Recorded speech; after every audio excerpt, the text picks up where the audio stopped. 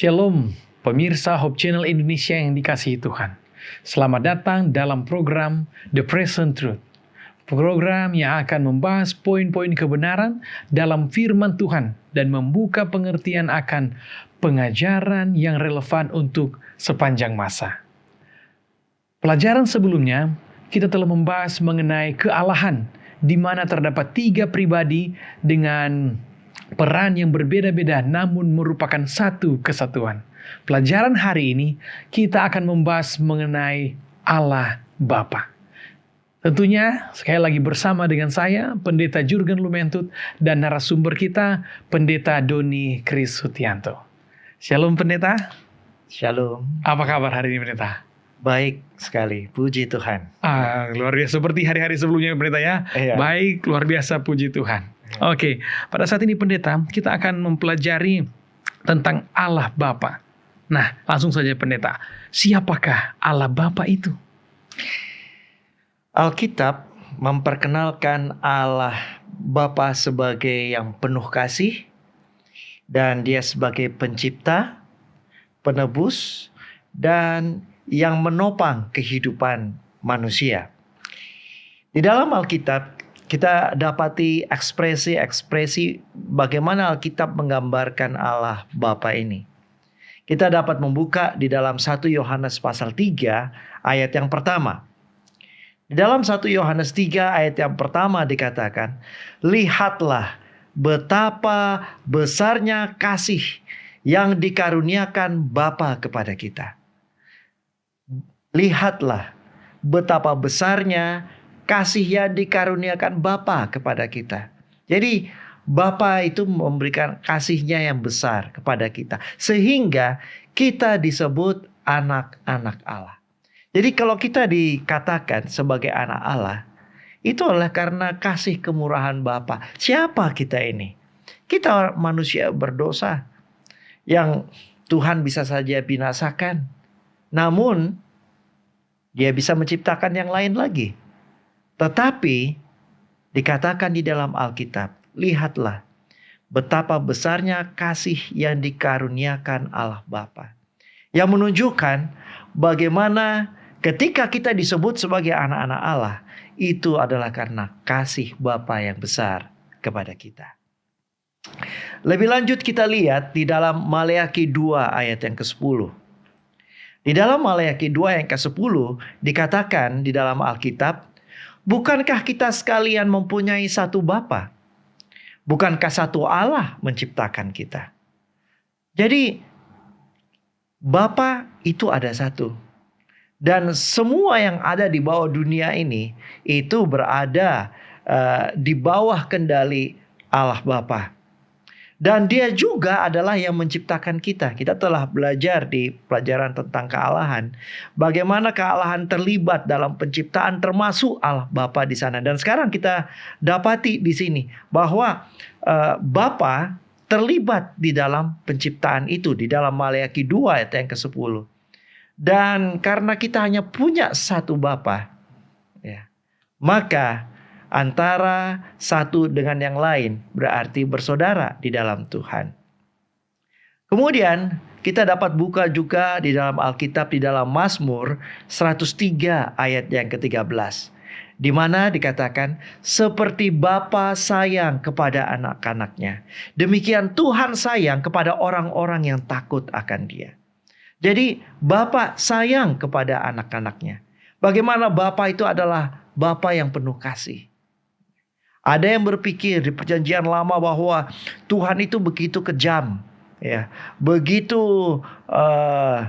bengis kepada umat manusia. Tetapi di dalam perjanjian lama dikatakan, Mazmur 103, seperti Bapa sayang kepada anak-anaknya, demikianlah Tuhan sayang kepada orang-orang yang takut akan Dia. Bagaimana pemeliharaan Tuhan kepada bangsa Israel ketika mereka keluar dari Mesir. Bagaimana pemeliharaan Tuhan dan Bapa yang menyediakan kebutuhan itu, ya, melalui pimpinannya bagi bangsa Israel di padang gurun. Demikian juga di dalam Ulangan 32 ayat yang ke-6, di mana firman Tuhan berkata, "Demikianlah engkau mengadakan pembalasan terhadap Tuhan, hai bangsa yang bebal dan tidak bijaksana. Bukankah ia Bapamu yang menciptakan engkau, yang menjadikan dan menegakkan engkau?" Alkitab berkata bahwa Bapa yang di sorga itulah yang menciptakan kita dan yang menjadikan dan menegakkan. Dia bukan hanya menciptakan kita, tapi dia sustain, menopang kita, menegakkan kita. Sehingga Bapa di dalam Alkitab, kita dapati bahwa Alkitab mengatakan Allah itu Bapa penuh kasih. Dia juga adalah pencipta, dia penebus, penopang dalam kehidupan manusia. Selain itu, kita bisa membaca lebih lanjut di dalam Alkitab, di dalam Yesaya 63 ayat yang ke-16. Ketika dikatakan, "Bukankah engkau Bapa kami? Sungguh, Abraham tidak tahu apa-apa tentang kami, dan Israel tidak mengenal kami. Ya Tuhan, engkau sendiri Bapa kami, namamu ialah penebus kami sejak dahulu kala." Jadi, meskipun itu anak yang mati dan menebus manusia, tetapi di dalam kematian anak itu, karena pribadi dalam Trinitas adalah satu dalam maksud, dalam tujuan, dalam karakter, dalam pikiran dan tindakan. Jadi di sini kita bisa melihat bahwa Bapa pun juga disebut sebagai penebus, karena dialah juga yang mengirimkan anak itu untuk mati bagi kita. Nah, jadi di sini Alkitab dengan jelas menggambarkan siapa Allah Bapa itu. Lebih menunjukkan kepada karakternya dan apa yang dia telah lakukan bagi kita. Baik, terima kasih pendeta sudah menjelaskan siapakah Allah Bapa itu. Ya, mungkin saya bisa tangkap tadi pendeta, ada Allah itu kasih, Allah itu sayang, Bapa itu sayang kepada anak-anaknya. Bapa itu juga disebut sebagai penebus. Wah, luar biasa. Yang kita tahu awalnya Yesus Kristus penebus, tapi Allah Bapa juga adalah penebus. Nah, pertanyaan sekarang pendeta, kenapa dia disebut Bapa? Ya, pelajaran sebelumnya memang telah saya sampaikan bahwa itu berhubungan dengan relasi antara pribadi kealahan dan bagaimana itu hubungannya dengan manusia. Namun saat ini saya bisa punya waktu lebih, ada lagi aspek yang kita lihat mengapa ia disebut Bapa. Di dalam Alkitab ini menunjukkan hubungan peran pribadi kealahan untuk keselamatan manusia, dan juga bagaimana Bapa ini sebagai standar karakter dari manusia. Di dalam Alkitab, di dalam Yohanes pasal 20 ayat yang ke-17 dikatakan, "Aku akan pergi kepada Bapa-Ku dan Bapamu, kepada Allah-Ku dan Allahmu." Ini Yesus berkata bahwa di dalam Yohanes 20 ayat 17 bagaimana dia sebut Bapa-Ku dan Bapamu. Ini Yesus menempatkan dirinya dalam taraf manusia. Dia menyebut Bapa-Ku dan Bapamu, kepada Allah-Ku dan Allahmu. Nah, jadi salah satu arti kata Bapa menurut Yesus adalah contoh yang perlu diikuti keteladanannya. Nah, ini sisi yang lain. Kita dapat buka di dalam Yohanes 8 ayat 39. Di dalam Yohanes 8 ayat 39 dikatakan, jawab mereka kepadanya, "Bapa kami ialah Abraham." Kata Yesus kepada mereka, "Jikalau sekiranya kamu anak-anak Abraham, tentunya kamu mengerjakan pekerjaan yang dikerjakan oleh Abraham." Jadi disebut anak Abraham kalau dia melakukan pekerjaan Abraham. Tetapi ketika dikatakan di dalam Alkitab bahwa kita adalah anak Bapa di sorga, mestinya kita menunjukkan karakter atau pekerjaan Bapa yang ada di sorga. Nah, Yesus disebut anak Allah oleh karena dia menunjukkan pekerjaan Bapa yang ada di sorga. Apa yang aku kerjakan adalah apa yang aku lihat dari Bapa. Itulah dia disebut sebagai anak Allah. Nah, demikian juga ketika kita disebut sebagai anak-anak Allah, hidup kita harus menunjukkan karakter kita sebagai anak Allah. Nah, ketika di dalam Alkitab juga Yesus berkata, Yohanes 8 ayat 44, ketika Yesus berkata kepada orang-orang Yahudi, iblislah yang menjadi bapamu dan kamu ingin melakukan keinginan-keinginan bapamu. Jadi kita lihat sekarang, anak Abraham adalah anak yang melakukan pekerjaan Abraham. Anak iblis kalau dia melakukan keinginan iblis. Jadi di sini bapa itu adalah sebagai standar kalau begitu. Kata bapa itu adalah sebagai standar, disebut anak Allah karena kita adalah anak-anak yang harus menunjukkan Bapa kita lah sebagai standar panutan kita, sebagai teladan kita. Itulah sebabnya dalam Matius 5 ayat 44, kemudian 48, kemudian dikatakan, hendaklah kamu sempurna sama seperti Bapamu yang di sorga adalah sempurna. Karena dia standarnya. Nah, sedangkan anak iblis standarnya adalah iblis. Ya. Nah, kemudian dalam Yohanes 8 ayat 29, ya, lebih lanjut Alkitab berkata, dan ia, yaitu Bapa yang telah mengutus aku, ia menyertai aku. Ia tidak membiarkan aku sendiri sebab aku senantiasa berbuat apa yang berkenan kepadanya. Karena dia anak Allah. Ya, dia anak tunggal Allah. Nah, itulah sebabnya dia disebut anak Allah karena dia berbuat apa yang berkenan, yang sesuai dengan kehendak Bapa. Jadi kenapa disebut Bapa? Ya, karena Bapa itu adalah contoh teladan yang harus diikuti.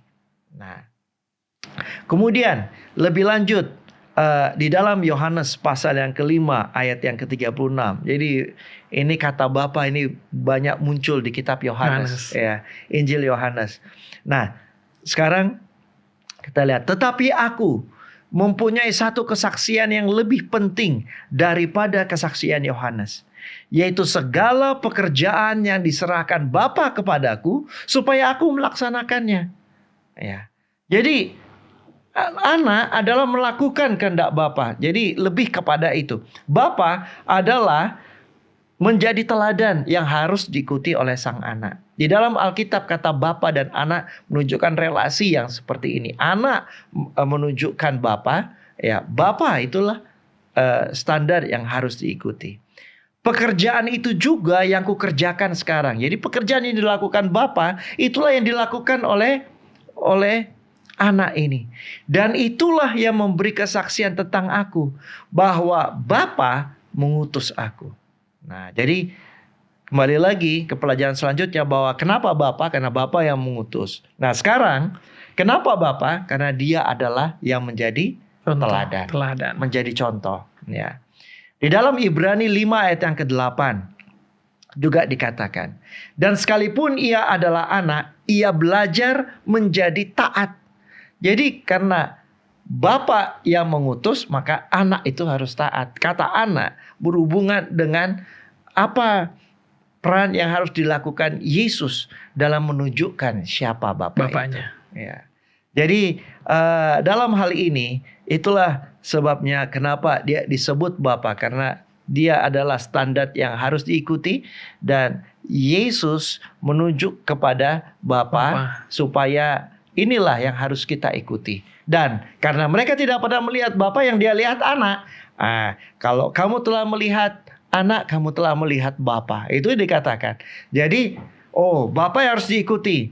Tapi contoh yang terlihat adalah anak Allah yang menjadi manusia. Anak Allah luar biasa. Jadi itulah kenapa dia disebut Bapa, ya Pendeta ya. Nah, ada poin suka saya angkat tadi. Biarlah kita menjadi anak dari Bapa kita ini, jangan kita menjadi anak dari Bapa yang satu lagi. Karena itu sudah lain ceritanya. Ya, bukan Bapa yang asli. Bukan Bapa yang asli. Jangan sampai ya Pendeta ya. Oke, pertanyaan selanjutnya, apakah Bapa yang kita sebut-sebut dari tadi ini adalah Bapa yang terlibat dalam kehidupan pribadi kita? Ya.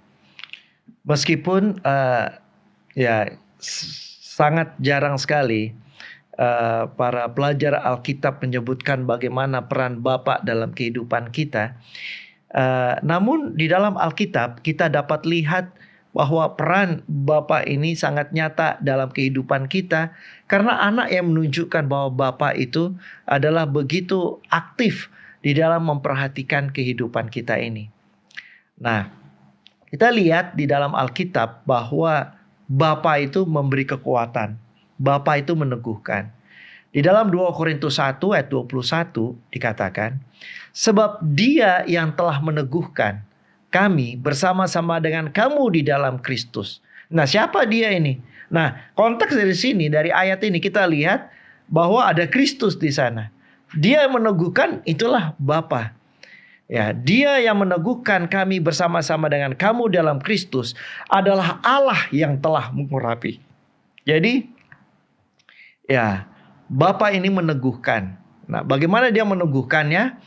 Melalui kuasa Roh Kudus. Itulah sebabnya nanti di dalam Alkitab juga bahwa Roh Kudus diutus oleh Bapa. Berarti ada sesuatu yang harus dilakukan. Jadi ketika Bapa mengutus, berarti ada sesuatu yang ingin dilakukan, yang perlu dilakukan pribadi kealahan yang lain untuk menunjukkan Bapa itu seperti apa. Nah, kemudian Bapa juga terlibat bagi keselamatan kita. Di dalam Yohanes 6 ayat 65 dikatakan, lalu Ia berkata, sebab itu telah kukatakan kepadamu, tidak ada seorang pun dapat datang kepadaku, kalau Bapa tidak mengaruniakannya kepadanya. Ya. Bapa ya tidak mengaruniakan. Jadi ketika kita datang kepada Yesus, kita percaya kepada bisikan Roh Kudus dalam hati kita, itu karena Bapa bekerja melalui pribadi kealahan Roh Kudus dan juga melalui Yesus Kristus. Jadi Bapa terlibat, meskipun nampaknya kita langsung melihat bahwa itu Yesus yang selalu kita sebut menjadi panutan kita. Tetapi apa yang Yesus lakukan itu adalah karena Dia melihat pekerjaan dari Bapa. Dan kemudian tentang Roh Kudus, ya. Bagaimana Roh Kudus ini menobatkan kita? Itu karena Bapa itu juga terlibat di sana. Meskipun di belakang layar sepertinya Bapa ini. Agen yang lebih aktif, pribadi kealahan yang lebih aktif adalah Roh Kudus. Namun Bapa itulah yang terlibat di sana. Dan kemudian Dia juga menyiapkan kebutuhan sehari-hari buat kita. Matius 6 ayat yang ke-8 mengatakan, jadi janganlah kamu seperti mereka, karena Bapamu mengetahui apa yang kamu perlukan. Bapa mengetahui sebelum kamu minta kepadanya. Dan itulah sebabnya dari sini kita dapat melihat bagaimana Bapa itu begitu terlibat aktif dalam kehidupan kita. Masalahnya memang kita tidak dapat melihat Bapa. Masalahnya memang kita tidak begitu, nama Bapa ini tidak begitu disebutkan berulang kali. Tetapi Dia adalah yang merencanakan, yang menganugerahkan, dan kemudian Dia yang mengutus Anak dan juga Roh Kudus. Jadi erat sekali kehidupan Bapa kepada kita. Apalagi Yesus mengajarkan doa kepada kita kan. Kita berdoa, Bapa kami yang di sorga. Jadi menunjukkan bahwa Bapa sangat intens terlibat di dalam kehidupan kita dan mendengarkan kita ya melalui Roh Kudus, melalui Yesus Kristus. Luar biasa. Terima kasih pendeta untuk penjelasannya. Untuk sungguh sangat baik. Dan pendeta, ini ada lagi pertanyaan.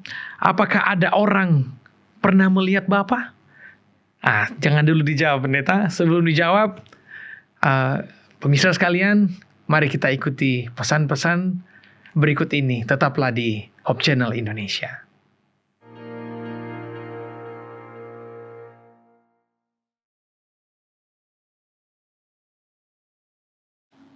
Kembali lagi dalam program The Present Truth, kebenaran dalam firman Tuhan untuk sepanjang masa.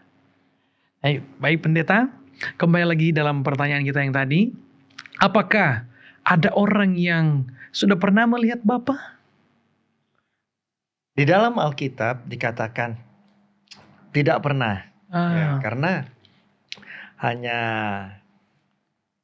Yesus yang pernah melihat Bapa. Ya. Di dalam Alkitab kita coba buka di dalam Kolose pasal 1 ayat yang ke-15. Dikatakan di dalam Alkitab bahwa Ia adalah gambar Allah yang tidak kelihatan. Siapa Ia? Yesus. Yesus adalah gambar Allah yang tidak kelihatan. Jadi Allah itu tidak kelihatan. Nah, kemudian di dalam 1 Timotius 1 ayat 17. Hormat dan kemuliaan sampai selama-lamanya bagi Raja segala zaman, Allah yang kekal, yang tak nampak, yang esa. Amin. Jadi kembali kita lihat di dalam Alkitab bahwa Allah itu dalam kemuliaannya tidak pernah dapat dilihat. Karena kalau dilihat ya Dia suci, kita manusia berdosa, tentunya ya kita tidak bisa bertahan kalau melihat Allah. Yohanes 1 ayat 18 dikatakan, tidak seorang pun yang pernah melihat Allah. Jelas dikatakan di sini. Tetapi anak tunggal Allah yang ada di pangkuan Bapa, Dialah yang menyatakannya. Jadi anak inilah yang menyatakan siapa Bapa. Ya. Jadi tidak ada seorang pun yang pernah melihat Allah. Nah, 1 Yohanes 4 ayat 12 kembali dikatakan, tidak ada seorang pun yang pernah melihat Allah. Jadi dengan jelas pendetanya, memang tidak ada yang pernah melihat Allah, melihat Bapa. Tapi kalau mau melihat Bapa, melihat kepada Anak Yesus Kristus. Oke, terima kasih pendeta. Kita tidak bisa melihat Bapa. Nah, kalau begitu, bagaimana kita tahu bahwa Dia ada dan berada dengan dua pribadi yang lain ini, sedangkan kita sendiri tidak bisa melihat Dia? Ya, itulah sebabnya di dalam Alkitab dicatat bahwa beberapa kali terdengar suara Bapa, paling tidak suaranya. Tidak melihat tapi mendengar suaranya. Suaranya. Ada beberapa catatan di dalam Alkitab ketika suara Bapa itu terdengar. Ya, di dalam Matius 3 ayat 17 dikatakan, lalu terdengarlah suara dari sorga yang mengatakan, inilah anakku yang kukasihi, kepadanyalah aku berkenan. Jadi menunjukkan bahwa pribadi Bapa dan Anak itu berbeda. Nah, di dalam Matius 17 ayat yang ke-5 itu diulangi lagi. Ya.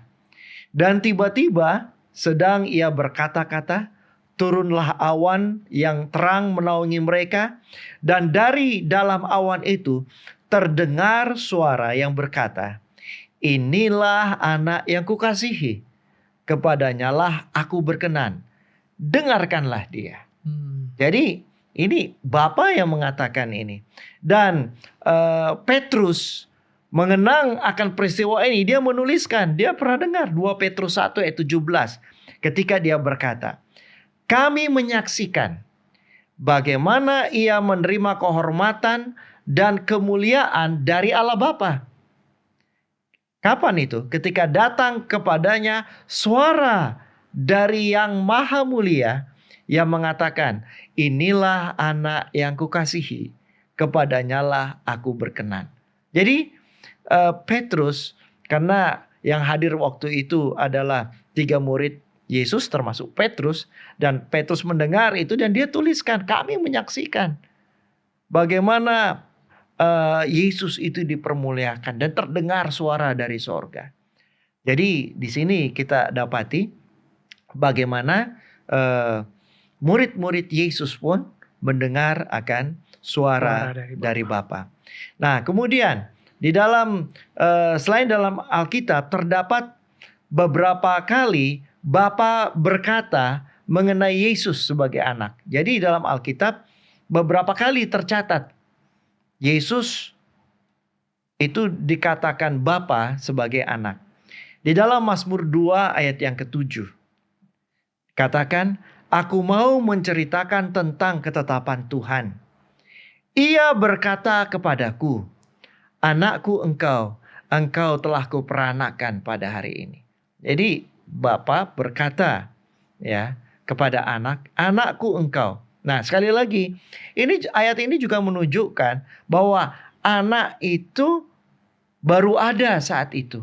Kata anak tidak berhubungan dengan asal mula, tetapi kepada peran apa yang dilakukan. Ya, sebagai contoh ayat ini. Ini menunjukkan bahwa anak itu sudah ada karena Bapa berkata kepadaku, ya. Anakku engkau. Ini kan berarti sudah ada di situ. Engkau telah kuperanakkan pada hari ini.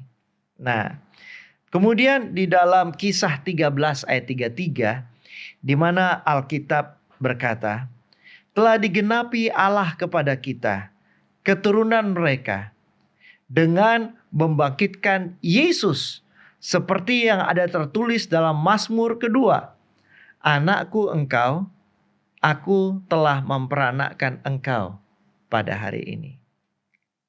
Nah, jadi di dalam hal ini kita mendapati bagaimana melalui suara Bapa itu ya kita bisa mengetahui bahwa pribadi Bapa, Roh Kudus dan Yesus itu berbeda. Kemudian Bapa juga berkata di dalam tulisan Alkitab yang lain, di dalam Ibrani 1 ayat yang ke-5, karena kepada siapakah di antara malaikat-malaikat itu pernah ia katakan, anakku engkau telah kuperanakkan pada hari ini. Dan aku menjadi bapanya dan ia akan menjadi anakku. Jadi ini Bapa yang berkata. Demikian juga dalam Ibrani 5 ayat yang ke-5. Ketika dia katakan dalam Alkitab, demikian pula Kristus tidak memuliakan dirinya sendiri dengan menjadi imam besar, tetapi dimuliakan oleh Dia yang berfirman kepadanya. Jadi kita lihat, sebagaimana pelajaran sebelumnya bahwa pribadi-pribadi dalam kealahan, mereka tidak memuliakan dirinya sendiri. Jadi mereka saling memuliakan. Dalam hal ini Kristus berkata bahwa Dia dimuliakan oleh Bapa yang berfirman kepadanya, anakku engkau telah kuperanakkan pada hari ini.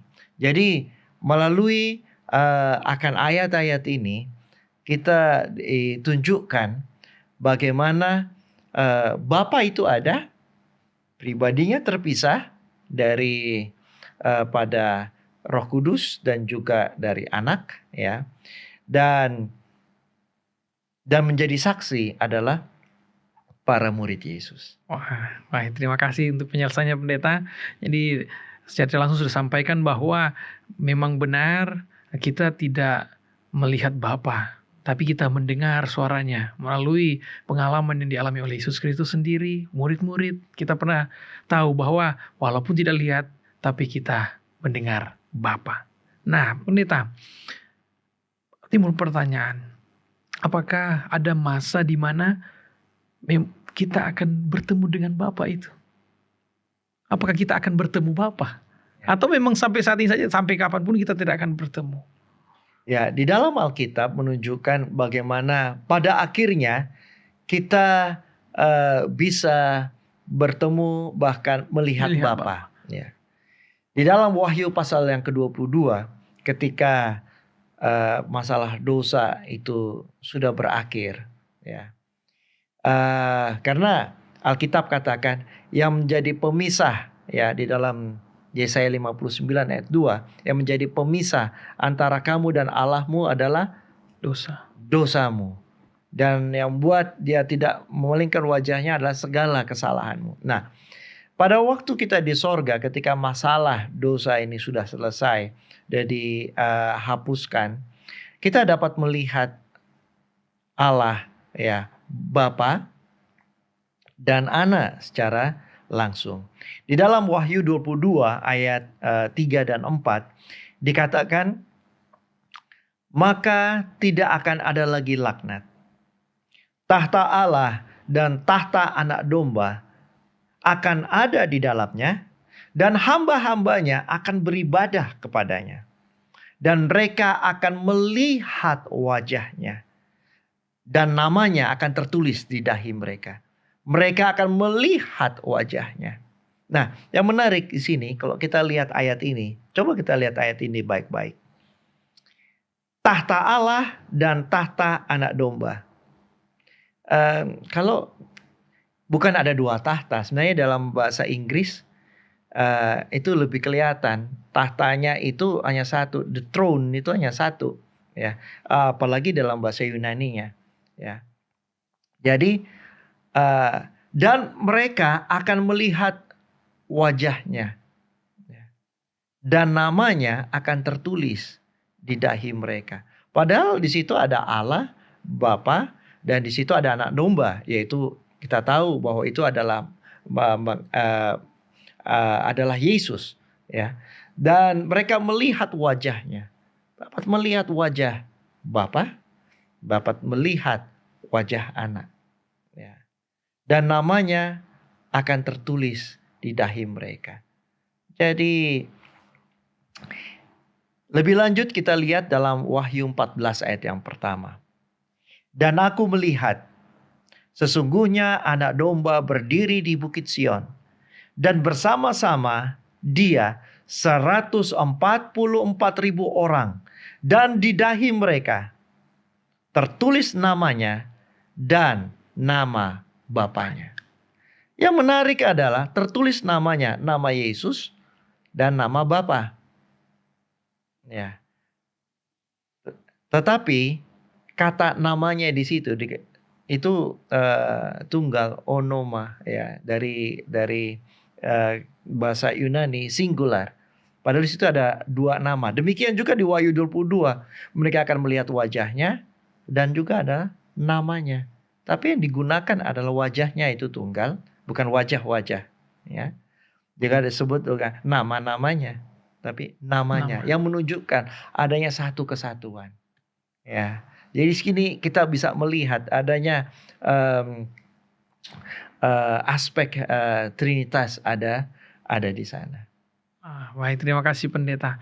Jadi pertanyaan apakah kita dapat melihat Bapa? Ya, benar. Kita akan melihat Bapa di kerajaan surga. Maka nanti di saat kita di sana, dahi kita pun tertulis akan nama Bapa, nama Kristus itu, ya. Betul ya pendeta, ya. Oke, terima kasih pendeta.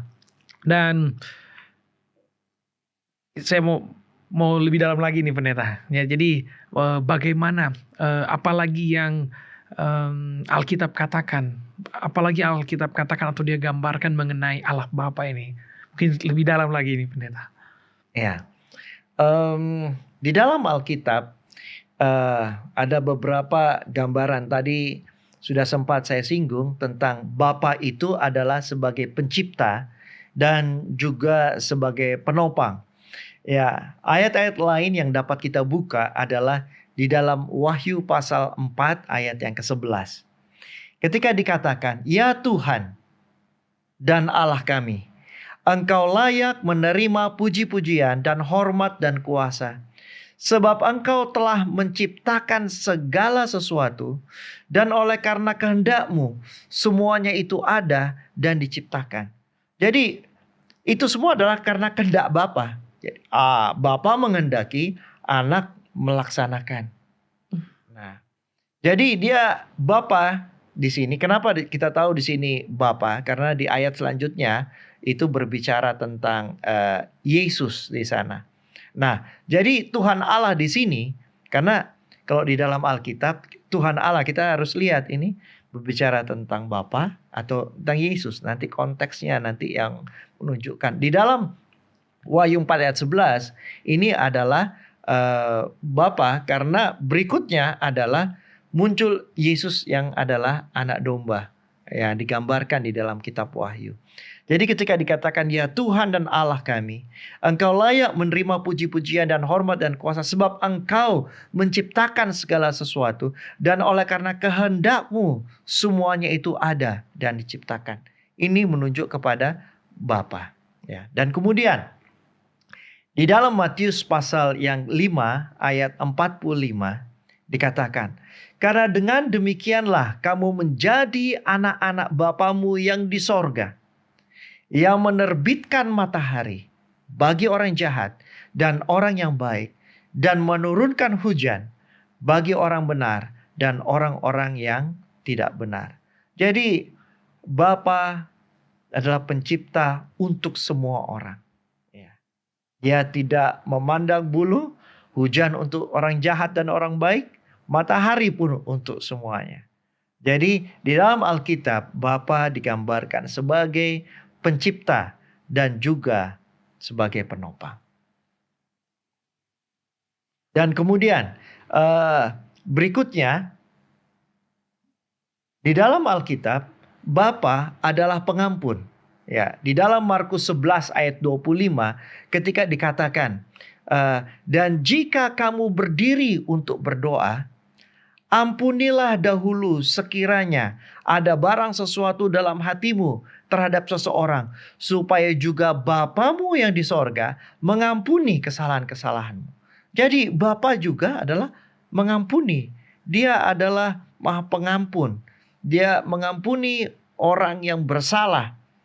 Tetapi kita juga setelah kita menerima pengampunan dari Bapa, seharusnya kita juga harus mengampuni orang-orang yang bersalah kepada kita. Nah, jadi Alkitab dengan jelas katakan bahwa ada Allah itu bukan hanya mencipta dan menopang kita, tapi kalau kita membuat kesalahan dan kita mengaku dosa kita, maka Bapa itu adalah Maha Pengampun dan mengampuni kita dari segala dosa kita. Terima kasih Pendeta. Jadi luar biasa ya. Di dalam Alkitab gambaran tentang Allah itu tadi Bapak Pendeta sudah jelaskan, Bapa adalah pencipta, Bapa adalah penopang, dan Bapa adalah pengampun. Dan harusnya kita sebagai umat manusia juga menjadi seperti Bapa kita, saling mengampuni satu dengan yang lain. Saya yakin masih ada juga tentang Bapa ini dalam Alkitab, tapi sebelumnya maaf lagi Pendeta, jangan dulu ditambahkan, karena pemirsa jangan kemana-mana, masih tetap lagi di Hope Channel Indonesia.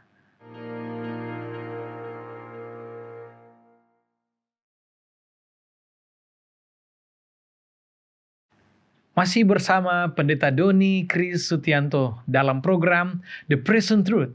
Kita lanjutkan pembahasan mengenai Allah Bapa. Jadi Pendeta sudah disampaikan tadi, Allah dijelaskan oleh Alkitab, dia sebagai Allah Bapa pencipta, penopang, dan pengampun. Nah, dan pada saat ini Pendeta silakan tambahkan. Apakah masih ada lagi tentang Allah Bapa ini di dalam Alkitab lebih jauh lagi, Pendeta?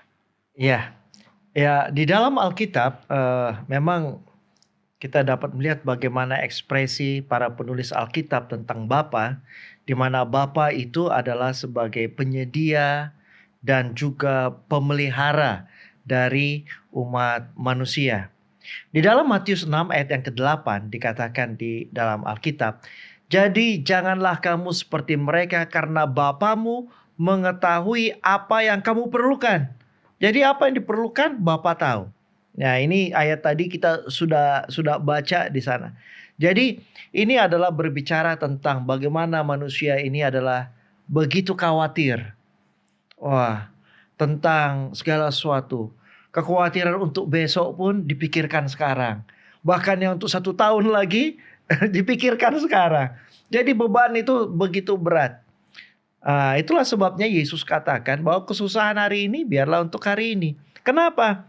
Ya karena Bapamu mengetahui apa yang kamu perlukan. Lalu kemudian di dalam Matius 6 ayat yang ke-26 firman Tuhan berkata, pandanglah burung-burung di langit yang tidak menabur dan tidak menuai dan tidak mengumpulkan bekal dalam lumbung, namun diberi makan oleh Bapamu yang di sorga. Kita tidak pernah berpikir bagaimana Bapa yang di sorga mikirkan burung-burung. Tapi itulah yang terjadi. Dia menyediakan. Apakah dia menyediakan kebutuhan manusia? Bukan hanya manusia, semua makhluk hidup. Dan kita tidak perlu khawatir oleh karena kita tidak dipelihara oleh Bapa. Karena kita tahu bahwa burung aja dipelihara oleh Bapa. Apalagi manusia di mana dia mati, mengirimkan anaknya untuk mati bagi kita. Dan kemudian dikatakan, bukankah kamu jauh melebihi burung-burung itu? Sedangkan burung tidak menabur, tidak menuai. Dia tidak tahu mau makan apa hari itu. Tuhan yang menyediakan. Dan setiap pagi kita lihat bagaimana burung bersiul-siul, ya, memuji Tuhan. Padahal dia tidak tahu makan apa hari itu. Ya. Apalagi manusia di mana Tuhan pelihara. Asalkan manusia mau bekerja, ada saja berkat-berkat yang Tuhan sediakan. Di dalam Matius 10 ayat 29, di situ kita dapat melihat bagaimana Yesus juga berkata, bukankah burung pipit dijual 2 ekor seduit? Namun seekor pun daripadanya tidak akan jatuh di luar kehendak Bapamu. 1 ekor pun tidak akan jatuh di luar kehendak Bapa. Apa maksudnya ini? Jadi Bapa peduli, Bapa tahu apa yang kita perlukan, dan Dia tahu kebutuhan kita. Dia yang menyediakan, Dia juga yang memelihara. Dia yang menghendaki kita itu ada, Dia juga yang akan memelihara akan kehidupan kita. Lebih lanjut, kita dapat pelajari atau buka Alkitab kita di dalam Lukas 11 ayat yang ke-13.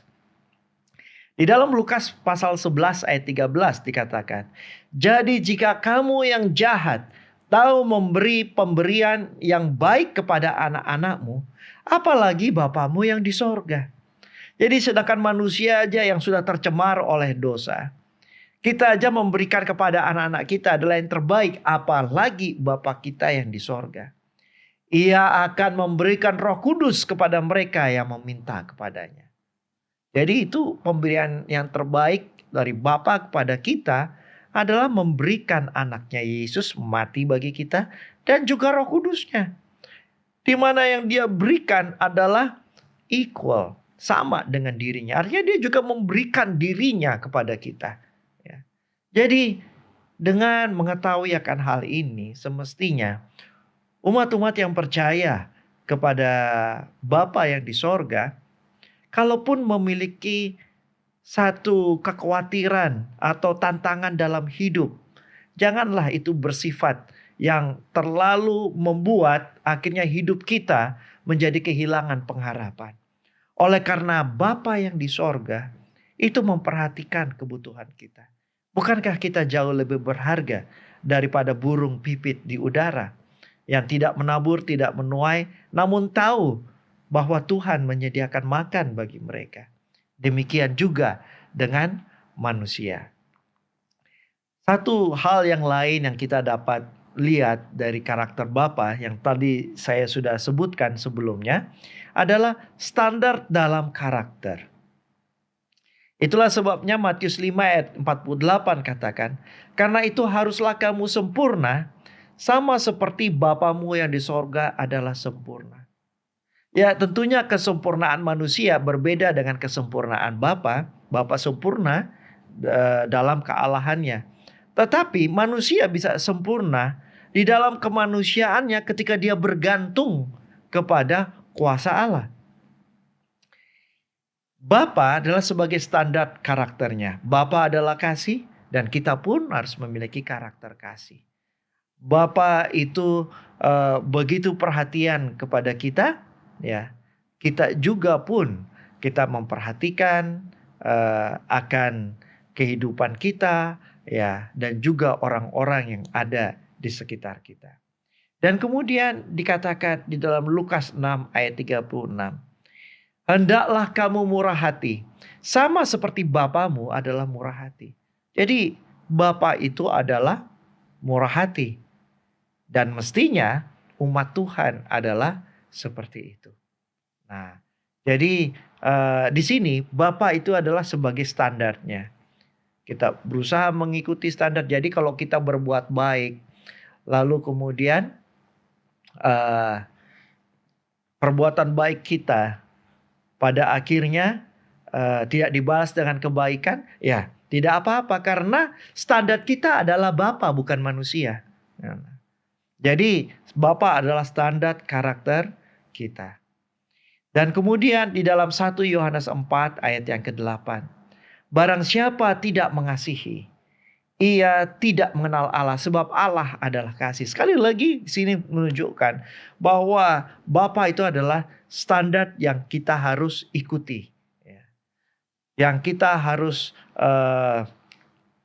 teladani, di mana kita harus mengikuti akan apa yang Dia contohkan. Namun karena kita tidak bisa melihat Bapa, yang ada adalah Yesus Kristus. Melalui Alkitab kita mendapati akan hal ini, bahwa Yesus Kristus yang menunjukkan Bapa kepada kita. Jadi akhirnya yang menjadi teladan yang terlihat, yang dinyatakan kepada kita adalah Yesus Kristus. Tetapi Bapa adalah yang menjadi standar dalam hal apa yang harus kita lakukan. Terima kasih pendeta, sudah ditambahkan lagi ya. Kita sudah tadi tahu bagaimana tuh Bapa itu dia juga pencipta, dia penolong. Bahkan pendeta juga tambahkan pada saat ini di dalam Alkitab menjelaskan bagaimana itu belajar mengampuni. Saya tertarik seperti yang tadi pendeta, Allah Bapa kita itu dia adalah penyedia. Maka dari itu kita tidak boleh khawatir pendeta ya. Ya tidak dapat dipungkiri pada dewasa saat ini dalam kehidupan kita banyak sekali kekhawatiran yang kita miliki. Tapi dengan pelajaran yang pendeta sampaikan ini, kenapa kita harus khawatir? Dia kan akan menyediakan. Dia akan memelihara kita. Terima kasih pendeta. Bahkan pendeta juga sampaikan tadi, Bapa kita sempurna, hendaklah kita menjadi sempurna sama seperti Bapa kita. Biarlah kita menjadi murah hati sama seperti Bapa, dan kita lebih saling mengasihi satu dengan yang lain karena Bapa kita adalah kasih. Luar biasa. Terima kasih pendeta.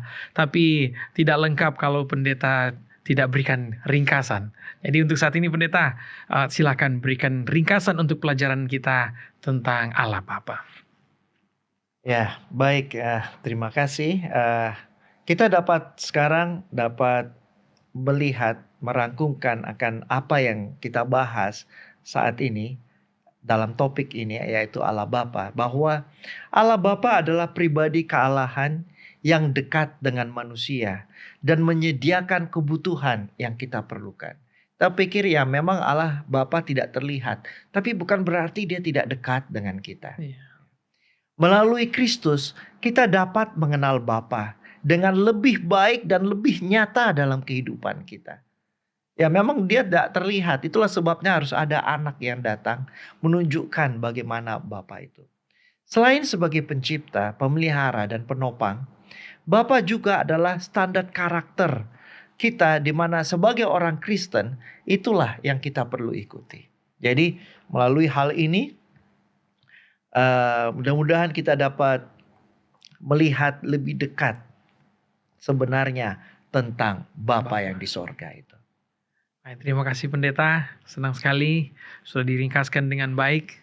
Dan biarlah apa yang sudah disampaikan tidak cuma sampai didengar ya pendeta ya, tapi apa yang sudah disampaikan ini tentang Allah Bapa kita boleh mengerti. Bahkan ajaran-ajaran yang sudah disampaikan juga kita boleh praktekkan dalam kehidupan kita sehari-hari. Terima kasih pendeta, dan untuk sesi saat ini pendeta boleh tutup dalam doa. Kita berdoa. Bapa di sorga, terima kasih ya Tuhan, karena melalui pelajaran firman-Mu kami tahu bahwa Engkau dekat dengan kami, memperhatikan kebutuhan kami. Seringkali kami berada dalam banyak kesulitan dan gambaran tentang Bapa hilang dalam kehidupan kami. Namun biarlah kami diingatkan, melihat begitu banyak bukti Alkitab bahwa Bapa begitu memperhatikan kami, dan janji-Mu akan selalu memelihara kami. Kami percaya bahwa itu akan selalu nyata dalam kehidupan kami. Ketika kami akan melanjutkan aktivitas kami, kiranya Tuhan memberkati, dan biarlah selalu tertanam dalam kehidupan kami bahwa Bapa adalah Bapa yang penuh kasih, Allah yang selalu melihat akan kebutuhan kami, dan menyediakan segala apa yang kami perlukan. Di dalam nama Yesus kami berdoa. Amin. Amin. Puji Tuhan, kita sudah selesai belajar tentang topik Allah Bapa. Dan untuk kesempatan selanjutnya, di episode selanjutnya kita akan pelajari tentang siapakah anak Allah itu dan mengapa ia disebut anak Allah. Nah, tetap saksikan program Present Truth, kebenaran firman Tuhan yang sangat kita butuhkan untuk perjalanan iman kita di dunia ini. Sampai jumpa di episode selanjutnya. Tuhan Yesus memberkati.